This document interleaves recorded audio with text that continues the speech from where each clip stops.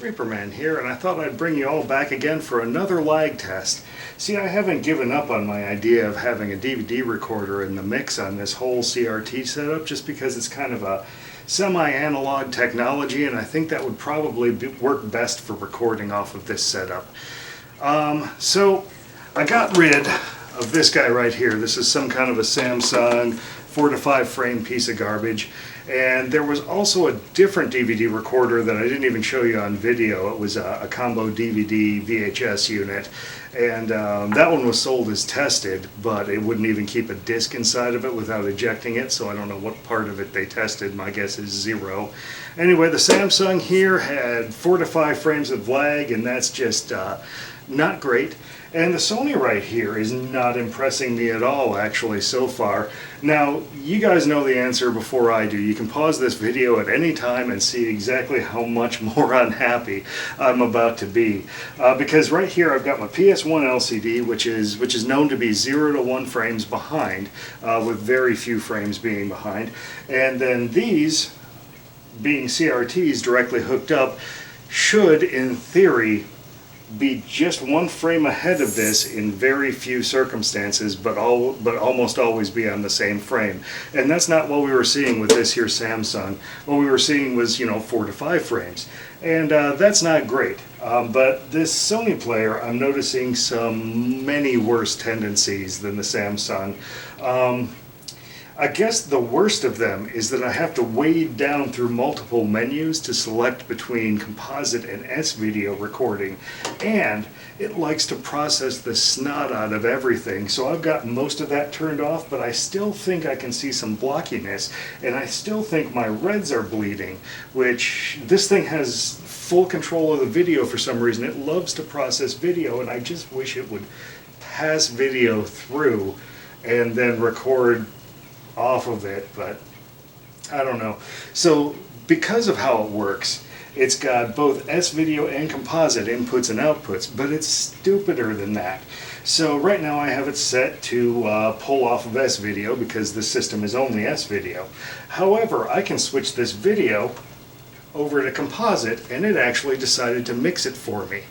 Isn't that nice of it? It decided to take the component of S-video and mix it down into regular composite. By the way, the game on the screen is the bonus disc for R4, Ridge Racer Type 4. It's a known 60 FPS game, so I'm also going to use this as a bit of a recording quality test. I have it recording at its highest quality setting, and I think I've got all of its processing turned off, but we'll see. We'll see. Anyway, over on this Sony screen over here, we can actually switch it to composite, and this is actually just going to be the S-video signal with everything jammed together, which that's obnoxious. It also goes the other way, so if I had a composite in, which this confused the hell out of me, if this would, because this doesn't actually have a composite in, so I thought there was something wrong with my setup, but the N64 down there does, and it was taking its composite in, and by default settings on this thing are set to composite, and it was upmixing it and outputting it on S-video, and that would just drive me batty if I spent all the money on a TV that actually did S-video to have some piece of garbage DVD recorder deciding what my quality should be. Ugh, I'm not the biggest fan of this. I also noticed right off the bat that just everything is just too saturated in this thing. I don't know. I'm not feeling it on this DVD recorder. But if it's fast enough, maybe I'll put up with all of its kind of bullcrap. And again, anytime in this video, especially around the transition, you can pause it and try and catch some gap between these. Now, there are some things I do like about this Sony.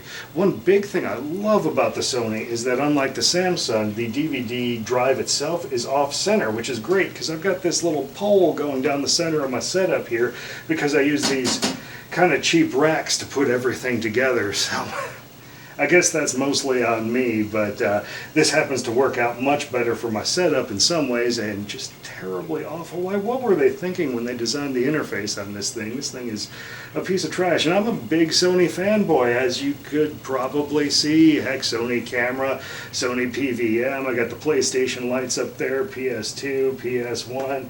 I mean, a big Sony fanboy, this Sony is just a big piece of junk. And the worst part of it all is, since this thing is pulling off of S-video and mixing to composite, that completely pulls my kind of play limit timer out of it. And I have fun with the play limit timer. I just enjoy the whole how it works. But now what I'm getting is I'm getting S-video mixed to composite, and it's completely bypassing the actual composite video that's coming out of my play limit. That's admittedly a really big edge case, but it's just something that bugs me. In any case, I'm going to cut the video here. I'm going to stop my recording. I'm going to go upstairs. I'm going to count the frames of lag. I'm going to look at the video quality and decide exactly how unhappy I am about this whole thing. Or who knows, maybe it'll surprise me, and maybe it won't be as bleedy and awful as the video that it's outputting. Like, is it actually so hard to get a DVD recorder that takes the video and just splits it and processes on the other half or something? I don't know. Like, this is way too saturated, and I'm not going to mess with the TV controls on both of these monitors. This is just... oh, why is it doing this? Oh, and the best news is when I dug around in the settings, it's actually only got settings to make it more saturated, as in they start at 0 and go up, and they're all set to 0 right now. So, saturated it is. Anyway, before I get too negative, I'm going to actually see how good or not good this thing is. Alright, gang. I'm back, and as I kind of expected, I was even less happy with this Sony DVD recorder. Now, I did some counting, and again, it's 4 to 5 frames of lag behind, just like the Samsung was. So I'm not really sure how I'm going to be able to do the recording off of this setup. I will say that the recording quality is absolutely fantastic, actually. We'll see how well it deinterlaces in Sony Vegas here, but I'll superimpose some up on the screen for a good chunk of the video, and honestly, it looked pretty good. I do see those settings in there for saturation and brightness and where they may come into play on this one, because the image honestly is a little bit dim. But what it's done to my image on the screens is absolutely terrible. I also noticed in video that these are completely blown out, so you can't really see them for whatever reason. But they are oversaturated. I guess you're just going to have to take my word on that. So I don't know exactly what I can do to capture off of this setup down here. I don't really want to bring a computer into the lineup. I mean, obviously I got these computers. Maybe I could find some old Windows XP recording device for the Dell over here, which happens to be an XP machine. Another option is I could split the video myself. I know I've got one of these little Radio Shack splitter and amplifiers. You know, you can't just put a non-amplified splitter in the video or it'll get dimmer and quieter, etc.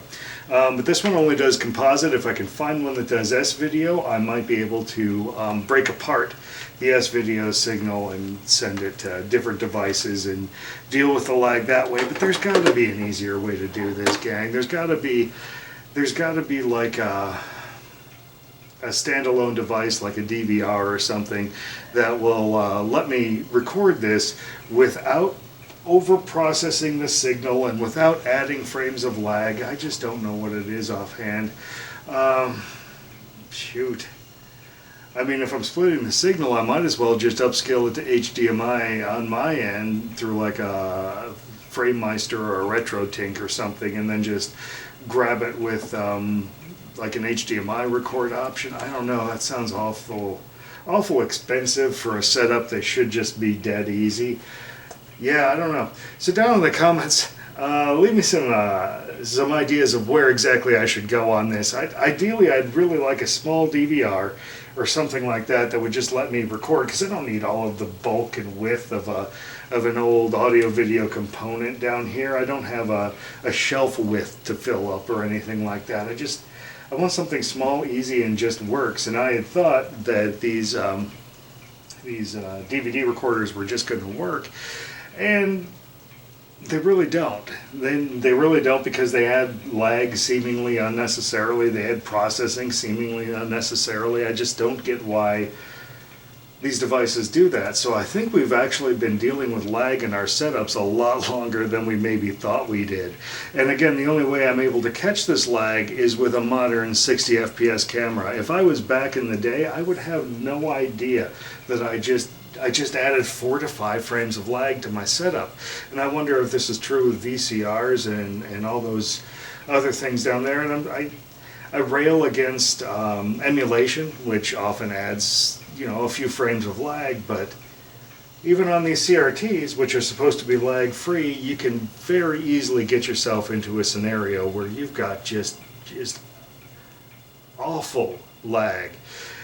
Anyway, before I get too negative again, I'm going to have to cut this video and leave me a comment below as to what the heck I can do about this scenario. Reaper Man out.